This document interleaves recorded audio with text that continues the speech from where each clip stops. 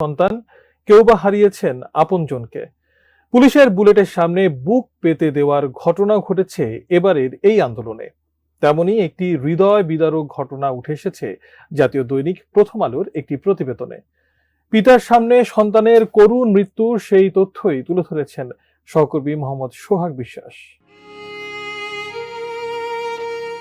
জাতীয় দৈনিক প্রথম আলোর একটি প্রতিবেদনে ২৬ জুলাই বলা হয়, ১৮ জুলাই বৃহস্পতিবার বিকেলে নরসিংদী শহরের জেলখানার মোড়ে কোটা সংস্কারের দাবিতে আন্দোলনকারীদের সঙ্গে পুলিশের ধাওয়া পাল্টা ধাওয়া ও গোলাগুলির সময় রাবার বুলেটের আঘাতে ঘটনাস্থলে মারা যায় নবম শ্রেণী পড়ুয়া তাহমিদ ভুঁইয়া তামিম। তার লাশ স্ট্রেচারে রেখে স্লোগান দিচ্ছিলেন আন্দোলনকারীরা। সে সময় আবারও গুলি চালায় পুলিশ।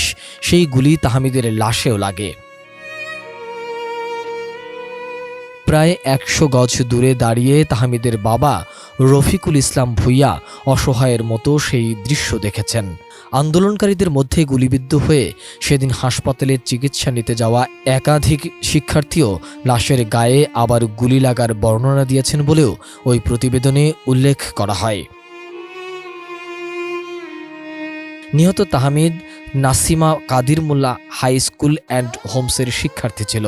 পল্লী চিকিৎসক বাবা ও গৃহিণী মায়ের ৩ সন্তানের মধ্যে সবার বড় ছিল তাহমিদ। ১৩ ও ৩ বছর বয়সী ২টি বোনও রয়েছে তার। তাহমিদের বাড়ি জেলখানা মোড় থেকে ৩০০ গজ দূরে, সদর উপজেলার চিনিশপুর ইউনিয়নের নন্দীপাড়া গ্রামে। ওই দিনের পর থেকেই তাহমিদের বাবা হতবিহ্বল হয়ে আছেন। তাহমিদের স্বজনরা জানান, ঘটনার দিন পরিবারের সবাই একসঙ্গে দুপুরের খাবার খেয়েছেন। বিশ্রামের জন্য বিছানায় শুয়ে তাহমিদ ও তার ছোট বোন লিনাত মুঠোফোন নিয়ে খেলা করছিল।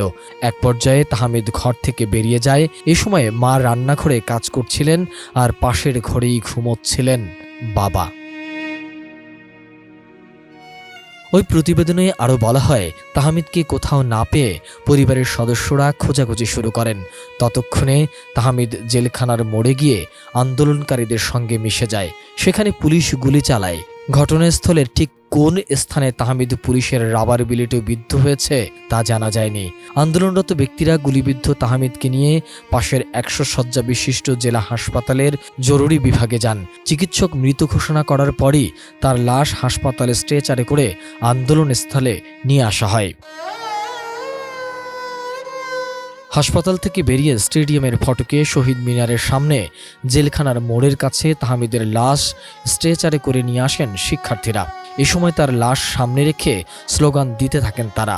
আর তখনই তাদের লক্ষ্য করে আবারও গুলি চালানো হয়। সে সময় ওই জায়গায় উপস্থিত হন তাহমিদের বাবা রফিকুল ইসলাম। নিরুপায় বাবা হতবিহ্বল দৃষ্টিতে দেখেন ছেলের লাশে আবারও গুলি লাগার মতো অবিশ্বাস্য ঘটনা। রফিকুল চিৎকার করতে থাকলে আন্দোলনকারীরা তাকে মসজিদের ভিতরে টেনে নিয়ে যান। গোলাগুলি কিছুটা কমলে শিক্ষার্থীদের সহায়তায় তাহমিদের লাশ নিয়ে বাড়িতে ফেরেন রফিকুল। ছেলের বিদ্যালয় ও স্থানীয় ঈদগাহে ২ দফা জানাজা নামাজ শেষে ময়নাতদন্ত ছাড়াই চিনিশপুর কবরস্থানে লাশ ওই রাতই দাফন করা হয়। মোহাম্মদ সোহাগ বিশ্বাস, এটিএন নিউজ, ঢাকা।